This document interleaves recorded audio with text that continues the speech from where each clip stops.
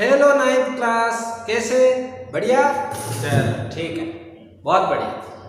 Ninth class के बच्चे copy और पेन लेकर हो जाओ तैयार। आज हम पढ़ने वाले हैं बच्चों, क्या पढ़ने वाले हैं? Second law of motion. कौन सा law? Second law. First law हमने पढ़ लिया था, सेकेंड लॉ ऑफ मोशन। बहुत बढ़िया, कॉपी और पेन निकाल लो, सारा काम बाकी छोड़ दो, पहले सीधे कॉपी और पेन निकाल कर लिखने पे आ जाओ। क्या क्या हम लिखेंगे, क्या क्या हम पढ़ेंगे, सब कुछ आपके सामने आ जाएगा। फर्स्ट लॉ ऑफ मोशन जिसने नहीं देखा है पहले वो वीडियो देखें। अगर आपने वो देख लिया है तो आपको बहुत बढ़िया से समझ में आएगा, क्योंकि यहाँ पर हम ये भी समझेंगे कि फर्स्ट लॉ को सेकेंड लॉ से कैसे प्रूव किया जा सकता है। तो हमें फर्स्ट लॉ का पता होना चाहिए, इनर्शिया, लॉ ऑफ इनर्शिया हमें पता होना चाहिए। चलो ठीक है, मैं मान लेता हूं आपने उसको देख लिया है, इसीलिए ये मेरा वीडियो देख रहे हैं। तो बच्चों सेकेंड लॉ ऑफ मोशन है क्या? सबसे पहले तो ये लागू कब होता है, कब अप्लाई होता है, कब अप्लाई होता है, ठीक है? कब अप्लाई होता है ये हमें समझना है। ये कब अप्लाई होता है लिख लो। When an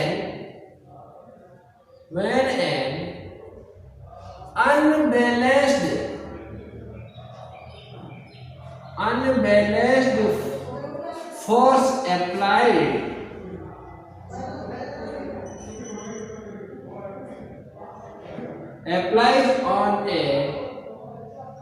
on an object,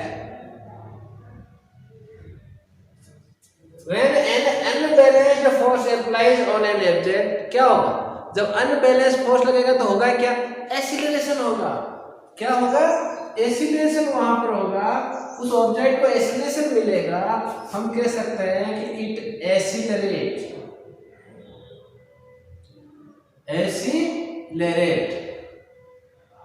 वो एक्सीलरेट होता है, ठीक है? वो क्या होता है? एक्सीलरेट होता है, उसमें एक्सीलरेशन पैदा हो जाता है। भाई कोई बॉल है, यहाँ पर ऐसे जा रही है, एक फुटबॉल है, धीरे धीरे धीरे धीरे यहाँ पर लुढ़क रही है, पीछे से आकर आपने एक किक लगाई और जैसे ही किक लगाई इसकी स्पीड बढ़ गई, इंक्रीज हो गई, स्पीड इंक्रीज हो गई, वेलोसिटी इंक्रीज हो गई। वेलोसिटी इंक्रीज होने का मतलब ये एक्सीलरेट हो गया। हमने उल्टा फोर्स लगाया। उल्टा फोर्स कैसे लगाया? मान लो मैंने एक फर्स्ट पर धीरे से एक बॉल को लुढ़का दिया, एक बॉल को धीरे से लुढ़का दिया। जब मैं इसको लुढ़काऊंगा तो यहाँ पर इसके अपोजिट डायरेक्शन में फ्रिक्शन फोर्स लगेगा। कौन सा फोर्स लगेगा? फ्रिक्शन फोर्स लगेगा। तो क्या होगा बच्चों? फ्रिक्शन फोर्स लगेगा, ये धीरे धीरे धीरे धीरे जाकर रुक जाएगा। जितना रफ सरफेस उतना फ्रिक्शन फोर्स जाएगा, उतनी ही जल्दी रुकेगी। कहने का मतलब है कि कोई जरूरी नहीं कि एक्सीलरेशन में वेलोसिटी बढ़े ही, हो सकता है वेलोसिटी डिक्रीज हो रही है। जब उल्टा फोर्स लगेगा उल्टी डायरेक्शन में, बॉल इधर जा रही है, फ्रिक्शन फोर्स इधर है उल्टी डायरेक्शन में ऐसे, तो क्या होगा? डी एक्सीलरेट होगा, कम हो जाएगा एक्सीलरेशन। एक्सीलरेशन से वेलोसिटी कम हो जाएगी। एक्सीलरेशन क्या होता है? Change in rate of change in velocity, है ना? जिसका मतलब चेंज तो हुआ है, पॉजिटिव हो चाहे नेगेटिव हो। चलो ये समझ में आ गया आपको? हाँ, अच्छा। तो जब भी हम किसी ऑब्जेक्ट पर अनबैलेंस्ड फोर्स लगाएंगे तो क्या होगा बच्चों? वहां पर वो एक्सीलरेट होगा। बढ़िया बढ़िया दो तीन चीजें अपने एक एवरीडे लाइफ में एग्जांपल देखते हैं, बढ़िया बढ़िया एग्जांपल्स देखते हैं। सबसे पहले हम केवल इवेंट की बात करें। चल, आपने टेनिस बॉल देखी होगी बच्चों? सर टेनिस कहाँ देखी? टेनिस बॉल देखी है आप लोगों ने, है ना? घर में आप प्लास्टिक की बॉल होती है छोटी सी, वो भी देखी। छोटी सी प्यारी सी बॉल होती है ना, इतनी इतनी सी, जिससे अपन खेलते थे बचपन में। अच्छा, तो वो अगर हम किसी को मार दें तो क्या उसको चोट लगेगी? बहुत कम, बहुत कम। ये चोट बहुत ही कम लगेगी, डू नॉट हार्ट। ये हर्ट नहीं करेगी ज्यादा, धीरे ऐसा लगेगा जैसे लगी नहीं हो, यानी हम जोर से मारेंगे तो भी ज्यादा नहीं लगेगी। अच्छा, लेकिन ऐसे ही अगर क्रिकेट बॉल की मारे तो देखो बढ़िया बढ़िया एग्जाम्पल ले रहे हैं, सब जानते हो आप लोग। क्रिकेट बॉल की मार दे तो वहीं ढेर हो जाओगे, क्योंकि ये आपको नुकसान पहुंचा सकती है, में हर्ट यू। अच्छा, और क्या क्या एग्जाम्पल हो सकते हैं, और क्या क्या एग्जाम्पल हो सकते हैं बच्चों? जैसे एक ट्रक है, मूविंग ट्रक है। कैसा ट्रक है? मूविंग, एक जगह नहीं पड़ा है, एक मूविंग ट्रक है, जा रहा है धीरे से, मान लो ज्यादा नहीं 5 किलोमीटर पर आवर से जा रहा है। कौन सी क्या स्पीड है इसकी, वेलोसिटी क्या है? 5 किलोमीटर पर आवर। इतनी सी स्पीड है तो भी वो क्या करेगा, तो जैसे एक आदमी की जान ले सकता है, इतना नुकसान कर सकता है। क्यों कर सकता है? क्यों कर सकता है? यही आज हम पढ़ने वाले हैं। तो ये मूविंग ट्रक है, ये आपको बहुत बड़ा नुकसान पहुंचा सकता है। अच्छा, और क्या ले एग्जाम्पल? बोलो, आपके पास बहुत सारे एग्जाम्पल होंगे। बुलेट, एक गन से बुलेट फायर की हमने, बुलेट फायर की, बुलेट से मार देती है आदमी, है ना? इतनी सी है, नहीं ज्यादा मास है, लेकिन बहुत छोटी सी, लेकिन फिर भी इसमें इतनी ताकत होती है, वो बॉल से भी छोटी होती है, लेकिन फिर भी आदमी को मार देती है। इट में किल ए पर्सन, यानी बहुत ही खतरनाक रूप ले सकती है। तो अब हमें इनके अंदर क्या कोई सिमिलरिटी लगती है? हमने इतने एग्जाम्पल की बात की, तो क्या हमें इससे कुछ फीलिंग आ रही है? फीलिंग आनी चाहिए। देखो, इसका मास बहुत कम होता है, मास जो है बहुत ही कम होता है, इसका मास ज्यादा होता है ना? अच्छा खासा मास होता है, लेकिन ये मार नहीं सकती। ट्रक मार सकती है क्योंकि बहुत ज्यादा मास होता है ना? वेरी वेरी लार्ज मास। और देखो, बुलेट का मास बहुत कम है, बट इसकी लार्ज वेलोसिटी है, स्पीड ज्यादा है, वेलोसिटी ज्यादा है, तो ये नुकसान ज्यादा करेगी। कहने का मतलब है, हम दो चीजों की यहां बात कर रहे हैं। एक तो बात कर रहे हैं अनबैलेंस्ड फोर्स की, और दूसरी बात कर रहे हैं एक्सीलरेशन की। इसका एक्सीलरेशन बहुत ज्यादा है ना, वेलोसिटी बहुत ज्यादा है। एक्सीलरेशन क्योंकि जीरो से उठी है, जीरो से बहुत ज्यादा स्पीड आ रही है। अब देखो, इसमें हमें कुछ ना कुछ एक सिमिलरिटी ढूंढनी पड़ेगी। बहुत सोचा, बहुत बड़े बड़े साइंटिस्ट ने बहुत सोचा, सबसे पहले किसने इसका रिजल्ट निकाला, वो जीत गया, और वो था सर आइजैक न्यूटन। वो कौन थे? Sir Isaac Newton. और न्यूटन साहब ने इस प्रॉपर्टी को, जो ये प्रॉपर्टी है कि हम मास और वेलोसिटी अगर ज्यादा होगी, मास ज्यादा होगा और वेलोसिटी ज्यादा होगी, तो वो चीज फोर्स ज्यादा लगाएगी। ये सबसे पहले किसने पाया? ये न्यूटन ने पाया। तो न्यूटन ने एक सेकंड लॉ दिया, ये आपने नोट कर लिया होगा, इसी से आगे चल रहे हैं। देखो, बहुत बढ़िया से सिस्टमेटिक ढंग से मैं समझाने की कोशिश कर रहा हूँ, आप थोड़ा सा ध्यान दे के सुनेंगे तो बहुत बढ़िया समझ में आएगा। न्यूटन ने ये कहा कि जो एप्लाइड फोर्स है, एप्लाइड फोर्स है, कितना फोर्स लगेगा, ये किस पर डिपेंड करेगा बच्चों? किस पर डिपेंड करेगा? उन्होंने कहा कि ये डिपेंड करेगा मास पर और वेलोसिटी पर। किस पे डिपेंड करेगा? मास पर और वेलोसिटी पर। एक चीज और पर डिपेंड करेगा, थोड़ी देर बाद में अपन उस पर भी आएंगे, अपन एक एक चीज समझते हैं, मास और वेलोसिटी पे। और यहां पर उन्होंने एक नई टर्म दी, जिसको कहा गया मोमेंटम। जिसको क्या कहा गया? मोमेंटम। और इसको डिनोट करते हैं P से। किससे दिखाते हैं इसको? इसका सिंबल क्या है? P। और ये क्या है? Product of mass and velocity. ठीक है, इस प्रॉपर्टी को न्यूटन ने नाम दिया मोमेंटम, और ये मोमेंटम का उन्होंने क्या बताया कि मास और वेलोसिटी का प्रोडक्ट है। मैं इजीली कह सकता हूं P जो है वो mv है, P जो है वो mv है। और इसको वर्ड्स में इन्होंने एक्सप्लेन भी किया। अगर आपको पूछे कि मोमेंटम क्या होता है, डिफाइन करो, तो सिंपल लिखना है the product of mass and velocity is momentum. समझ में आ गया? समझ में आ गया कहानी? सिंपल है। इससे सिंपल क्या हो सकता है? The product of mass and velocity is momentum. चलो ठीक है, आगे बढ़े। आपको मोमेंटम समझ में आ गया?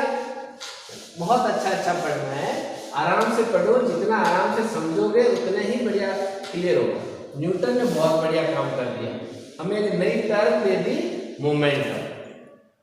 फिर क्या हुआ? एक बहुत ही बढ़िया सा एग्जांपल और लेते हैं। क्या हुआ कि एक यहाँ पर कार पड़ी है, ऐसे इतनी सुंदर नहीं है, मैंने ज्यादा बढ़िया बनाई है। ये लो, ये ऐसी एक कार है यहाँ पर जिसके टायर तो हैं, लेकिन क्या नहीं है? क्या नहीं है यहाँ पर? यहाँ पर इसकी बैटरी डेड हो गई। बैटरी कैसी हो गई? डेड हो गई। अब ये स्टार्ट नहीं हो रही। ये कार जो है ये स्टार्ट नहीं हो रही, तो हम क्या करेंगे बताओ बच्चों? धक्का लगाएंगे। We will push from this side in the forward direction. हम इसको धक्का लगाएंगे। धक्का लगाने से क्या होगा? धक्का लगाने से ये थोड़ा रफ्तार पकड़ेगी और उससे क्या होगा? ये स्टार्ट हो जाएगी, इसका इंजन स्टार्ट हो जाएगा। समझ में आया? ये काम हम बहुत किए हुए हैं। जिन्होंने ये काम नहीं किया है वो एक पुरानी सी कार खरीदे और फिर उसको 2-3 दिन नहीं चलाए, आपको पता चल जाए। ठीक है, ये तो नहीं है, ये नई कार, पुरानी कार। तो बच्चों क्या हुआ कि यहां से अगर हम इसको लगाते हैं, हम देखते हैं कि एकदम से स्पीड नहीं पकड़ती। थोड़े से समय, अगर हम जैसे 3 आदमी यहाँ पर लगा रहे हैं, ये 3 आदमी इसको पुश कर रहे हैं। ये पहला आदमी है, यहाँ एक छोटा सा बच्चा भी है, ये सभी इसको पुश कर रहे हैं। ये एक बहुत बड़ा आदमी है, ये भी इसको पुश कर रहा है। ठीक है, ये भी इसको धक्का लगा रहा है, तीनों धक्का लगा रहे हैं। इसके बजाय कि ये एक साथ तीनों फोर्स करें, अगर 2 लोग भी धक्का लगा रहे हैं, 2 लोग भी इसको पुश कर रहे हैं, लेकिन ये थोड़ी देर करेंगे तो धीरे धीरे ये रफ्तार पकड़ लेगा। इट विल गेट इस वेलोसिटी, जो भी इसको रिक्वायर्ड है वो वेलोसिटी इसको मिल जाएगी, जिससे इसका इंजन स्टार्ट हो सके। कहने का मतलब है कि ये केवल मास और वेलोसिटी पे ही डिपेंड नहीं करता। फोर्स जो लगाया आपने वो केवल मास और वेलोसिटी पे डिपेंड नहीं करता, उस टाइम पर भी डिपेंड करता है जिस टाइम में आपने यहां पर फोर्स अप्लाई किया है। लिखे? चल, लिखने से बढ़िया समझ में आता है। The applied force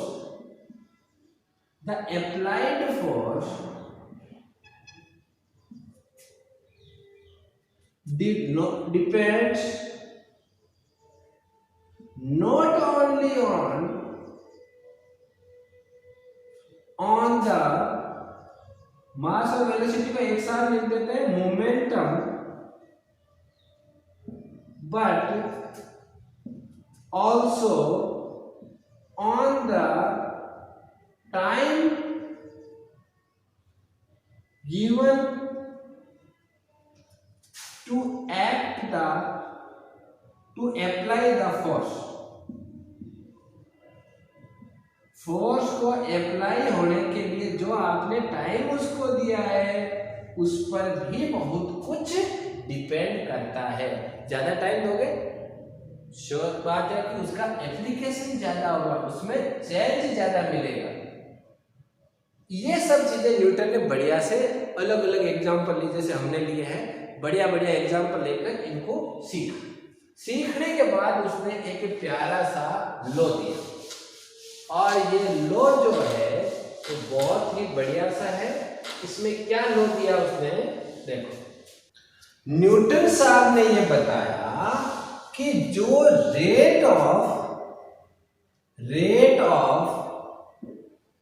change in momentum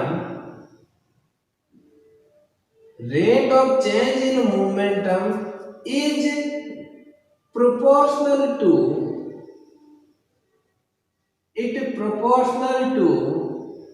ये प्रोपोर्शनल होती है। प्रोपोर्शनल क्या होता है ये भी हम समझेंगे, आपको आता भी होगा। Proportional to the applied force, या पूरा लिखे थे applied unbalanced force on object, या ऐसे लिखे ऑन ऑब्जेक्ट in the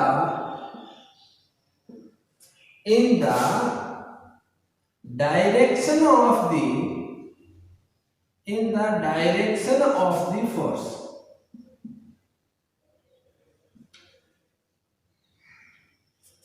ठीक है, जो फोर्स की डायरेक्शन है उसमें रेट ऑफ चेंज कितना हुआ, किसमें, मोमेंटम में, ये डायरेक्टली प्रोपोर्शनल होगा उस अप्लाइड फोर्स के। सुंदर सा है। पहले देखो, इसको अगर मैं शॉर्ट में लिखूं, ये तो उसने लैंग्वेज लिखी है, ये हमें याद करनी पड़ेगी एग्जाम में लिखने के लिए, लेकिन इसको हम समझने के हिसाब से देखें तो इसको ऐसे आसानी से भी समझ सकते हैं। इसको हम ऐसे लिख सकते हैं, applied force is directly proportional है, ये बढ़ेगा तो ये भी बढ़ेगा, चेंज जितना ज्यादा होगा उतना ही अप्लाइड फोर्स ज्यादा होगा।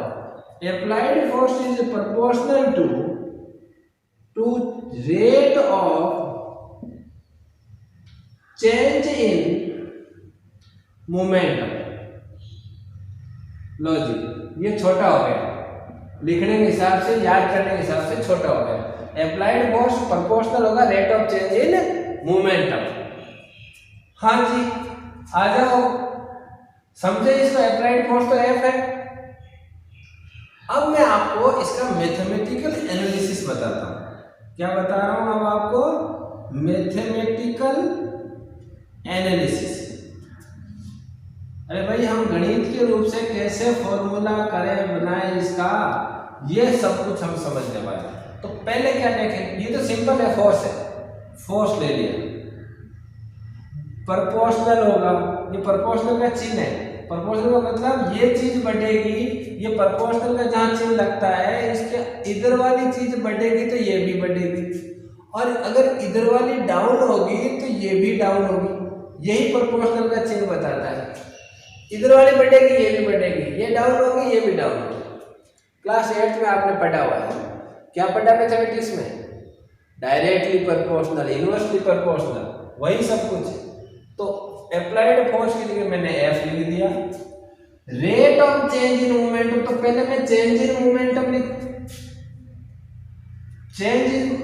लिखूं तो कुछ चीजें मुझे माननी पड़ेगी। मान लो कि जो इनिशियल वेलोसिटी है किसी भी ऑब्जेक्ट की वो u थी, और अब चूंकि उस पे फोर्स अप्लाई हो गया तो फाइनल वेलोसिटी जो है उसकी अब क्या हो गई, v हो गई। उसका मास कितना है, उसका मास है m, और कितने टाइम तक वहां पर काम हुआ, उसके ऊपर फोर्स अप्लाई हुआ, जो टाइम है वो मान लीजिए t है। ये चीजें मैंने इमेजिन कर ली। क्या कर ली, इमेजिन कर ली। Suppose, imagine. चलो, अब इसी को यूज करते हैं। चेंज इन मोमेंटम, मोमेंटम कितना चेंज हुआ, बाद में कितना हो गया था वो मोमेंटम क्या होता है mv, अभी भी आपको बताया था, ये बाद में हो गया, पहले कितना था mu, अब इसमें कितना चेंज हुआ यानी दोनों का माइनस निकाल लेंगे, यहां तक आ गया अपने चेंज इन मोमेंटम तक, चेंज इन मोमेंटम, ये मोमेंटम ही तो है मास इनटू वेलोसिटी, और इसकी रेट यानी टाइम से इसको डिवाइड कर देंगे। बहुत बढ़िया, दोबारा बताएं, ये तो हो गया चेंज, बाद में मोमेंटम कितना हुआ mv मास इनटू वेलोसिटी, पहले कितना था mu mass into velocity, change कितना हुआ दोनों को माइनस कर लिया, रेट क्या है टाइम से डिवाइड कर दिया, टाइम से डिवाइड कर दिया, rate of change in momentum, ये बड़ा बढ़िया से लिखना है। चलो अब मैं क्या करूं, इसको हटा दूं तो यहां कोई ना कोई कांस्टेंट लगेगा, इक्वल टू में आ जाएगा, ये कांस्टेंट है, यहां से mv माइनस mu ब्रैकेट में अपॉन t, बहुत ही शानदार। चलो आगे करें, m कॉमन ले लिया, क्या आ गया k into m v minus u upon t, यही बात है। ये क्या होता है बच्चों, ये क्या है बच्चों, v minus u upon t क्या है, बोलो एक साथ, this is acceleration, what is this, this is acceleration, rate of change of velocity, acceleration a। चलो एक यहां पर एक क्या लिखा है हमने, v minus u upon t को, ये आपका पहले से पढ़ा है, ये फॉर्मूला आ गया। अच्छा अब इसको और अच्छा सा बनाते हैं इस फॉर्मूले को, तो ये यहाँ से मैं साफ कर देता हूँ, आपको एक एक छोटी छोटी चीज बताई जा रही है, जहां पर भी आपको समझ में ना आए वीडियो को पॉज करें, वापस बैठ जाएं, वापस देखें, जितना देखोगे उतना 100% गारंटी है समझ में आएगा। अच्छा हमने फॉर्मूला निकाल लिया, F is equal to KMA, लो साफ कर दें इसको भी, ये हमने लास्ट में एंड में इसको लिख लिया। चलो ये फॉर्मूला आ गया अपना सेकेंड लॉ। अब बच्चों क्या हुआ, इस k का, k तो क्या है यहाँ पर, what is k, k is constant. अब किसी को नहीं पता कि इसकी वैल्यू क्या है, इस कांस्टेंट की वैल्यू क्या है, तो वैल्यू निकालने के लिए क्या किया, बहुत बढ़िया तरीका है वैल्यू, किसी भी कांस्टेंट की वैल्यू निकालनी हो तो ये जो m is equal to KMA है, सबसे पहले एक मास लिया जो कि 1 किलोग्राम का था, ठीक है, एक मास लिया, मास को यहां पर रख लिया, और ये 1 किलोग्राम का था, कितने का था 1 kg, और इस पर फोर्स लगाया, फोर्स लगाया कितना फोर्स लगाया 1 न्यूटन, ये लो मास ले लिया हमने और 1 न्यूटन यहां पर फोर्स लगाया, आप जानते हो फोर्स की यूनिट न्यूटन है, 1 न्यूटन यहां से फोर्स लगाया, तो एक्सपेरिमेंट से देखा कि A कितना आता है, फोर्स 1 न्यूटन, मास 1 किलोग्राम, अब ये देखा कि ये कितना आता है, यह कितना आता है, तो पता चला कि जो एक्सीलरेशन है, एक्सपेरिमेंट से ये देखा, इसके ऊपर फोर्स लगाकर ये देखा, तो पता चला कि ये आ रहा है 1 मीटर पर सेकेंड, एक्सीलरेशन कितना आ रहा है 1 मीटर पर सेकेंड स्क्वायर का एक्सीलरेशन आ रहा है। हाँ तो फिर क्या किया, इन तीनों की वैल्यू रख दी इसमें, तो F की जगह 1 रखा, K की जगह K आ गया, M की जगह 1 रखा, A कितना आया 1 आया, तो K की वैल्यू क्या आ गई 1। ओ माय गॉड, K की वैल्यू कितनी निकली 1, तो यहां पर उठाकर 1 रख दिया, काम खत्म हो गया, F आ गया MA। This is the final formula, ये फाइनल फॉर्मूला है। फाइनल फॉर्मूला हो गया आपका second law of motion complete. ठीक है, बहुत बढ़िया। F is equal to m. साफ करते हैं, ये समझ में आया नहीं आया? अरे भाई, जब 1 किलो का कोई चीज ले ली, उसके ऊपर फोर्स लगाया 1 न्यूटन का, देखा कि एक्सीलरेशन कितना है, पता चला एक्सपेरिमेंट से कि 1 मीटर पर सेकंड स्क्वायर का है। यहाँ पर वैल्यू रख दी, यहाँ रख दी, यहाँ रख दी, के की वैल्यू निकल आई, कांस्टेंट की वैल्यू आ गई, वो रख दी, 1 आई, 1 रखा तो कोई फर्क नहीं पड़ा, F equal to m a हो गया।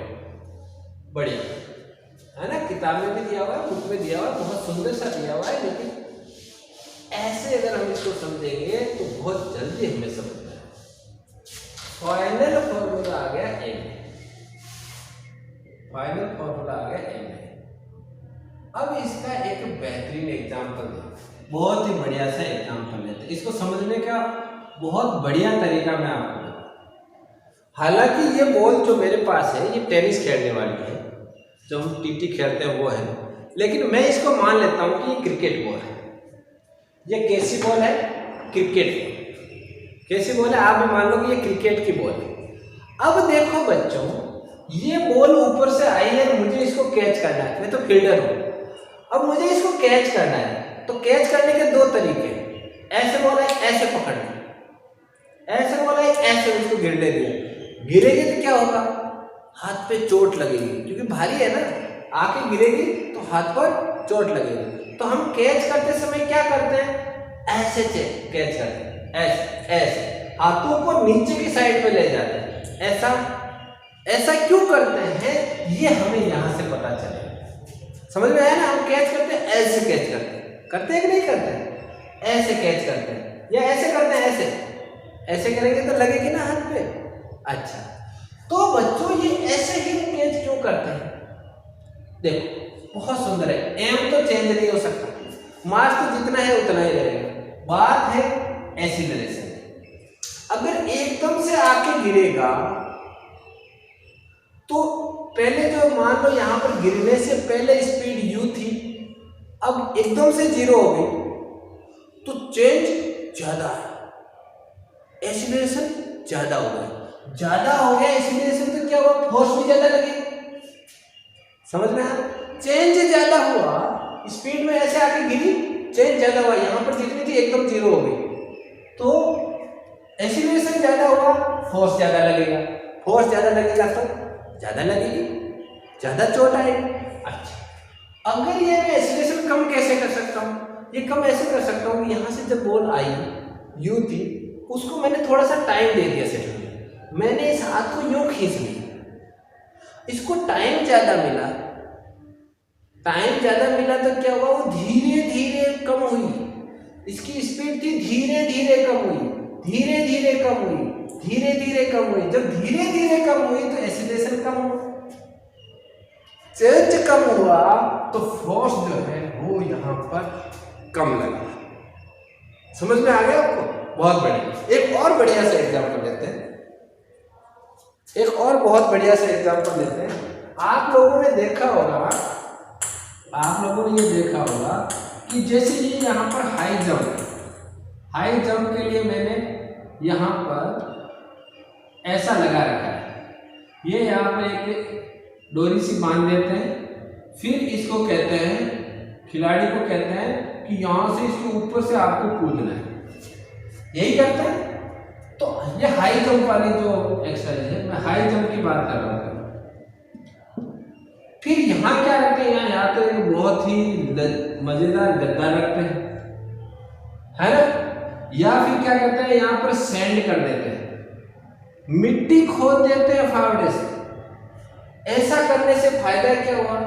ये जो है यहाँ पर जब खिलाड़ी गिरेगा, जब एथलीट यहाँ पर फॉल होगा तो एकदम से उसकी चोट लगेगी, क्योंकि उसकी जो यहाँ पर स्पीड है u, यहाँ होते v 0 हो जाएगी तो बहुत ज्यादा चल जाएगा। लेकिन जब सैंड में गिरेगा तो सैंड में उसके पैर जाएंगे और उस पर जो यहाँ पर चेंज इन मोमेंटम है, चेंज इन मोमेंटम जो है वो क्या हो जाएगा?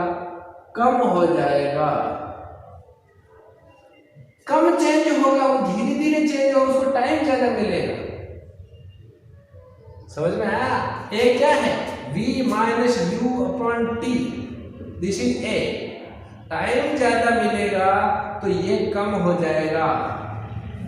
जब ये कम हो जाएगा, ये कम होगा तो फोर्स भी कम लगेगा। यहाँ पर जब फोर्स कम लगेगा तो उसको चोट भी कम लगेगी। बढ़िया से समझ में आ गया मेरे हिसाब से आपको। बहुत बढ़िया बढ़िया एग्जाम्पल लिए।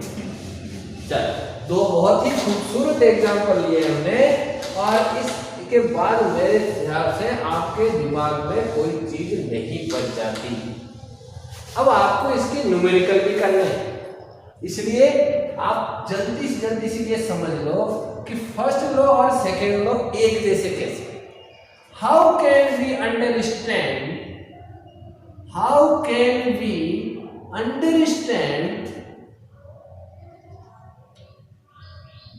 First law with the help of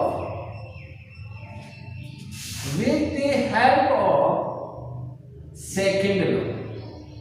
अरे भाई, सेकेंड लॉ को लगाओ और फर्स्ट लॉ को अंडरस्टैंड करो। बहुत ही सुंदर सा क्वेश्चन है ये। चलो करें। चलो, फॉर्मूला क्या है? F is equal to ma। एक ही फॉर्मूला है इसका, कोई दो चार फॉर्मूले। अब मैं a की वैल्यू रख दूं। a की वैल्यू क्या होगी बच्चों? v minus you upon T. इस टी साथ जो यहाँ पर डिवीजन में बैठे हैं, इनको इधर ले जाऊंगा मल्टीप्लाई में, तो ये हो जाएगा f into t is equal to, इनको भी मल्टीप्लाई कर दूं, mv माइनस mu। ठीक है। अब आप आ जाओ फर्स्ट लॉ। फर्स्ट लॉ क्या कहता है? When no external force is applied, the moving body wants to keep itself moving, and the body at rest wants to be in rest। यानी जो पड़ी है वो पड़ी रहना चाहती है, जो चल रही है वो चलती रहना चाहती है। बहुत बढ़िया, बहुत अच्छा विचार है। अब देखो, अगर F 0 है, एक्सटर्नल फोर्स इज 0, अगर एक्सटर्नल फोर्स 0 है तो ये पूरी क्वांटिटी 0 हो जाएगी, और यहाँ आ जाएगा mv माइनस mu। इसको मैं इस साइड में ले आऊं तो ये प्लस में हो जाएगा। mu is equal to mv, m से m मर गया, u is equal to v। कहने का मतलब है नो चेंज इन वेलोसिटी। हाँ जी, नो फोर्स, हमने यहाँ लिखा है जब नो एक्सटर्नल फोर्स लगेगा, when there is no external force, क्योंकि हमने फोर्स को कर दिया 0, जब फोर्स नहीं लगा तो जो वेलोसिटी में चेंज हो रहा था वो नहीं होगा। इसका मतलब जो मूविंग है वो it wants to keep moving, और उसकी स्पीड में कोई चेंज नहीं होगा। अगर यहाँ पर u 0 है तो ये भी 0 होगा, यानी एट रेस्ट हो जाएगा। अगर u 0 है, if u 0 then v is equal to 0, means body will remain at rest पे ही रहेगी। अगर मूविंग है तो दोनों की स्पीड वेलोसिटी एक जैसी। बहुत बढ़िया से ये थ्योरी लगभग क्लियर हो गई। न्यूमेरिकल्स आप करेंगे, बुक के न्यूमेरिकल्स कीजिए, एग्जाम्पल सॉल्व कर लो आप। मैं कोशिश करूंगा कि जो लास्ट के जो एग्जाम्पल्स, जो क्वेश्चंस दिए हुए वो आपको मैं सॉल्व करा दूं। सॉल्व आपको खुद करने हैं, सॉल्व एग्जाम्पल्स आप कर लो एनसीईआरटी के, और कहीं ज़्यादा आंकड़ा मारने की जरूरत नहीं है। उसके बाद आपको मैं लास्ट वाले क्वेश्चंस बाद में आगे एक वीडियो लेके करवा दूंगा, समझ में बिल्कुल आएगा। आप निश्चिंत रहिए, वीडियो देखते रहिए कंटिन्यू। मिलते हैं नेक्स्ट वीडियो में, तब तक अपना ख्याल रखिए बच्चों।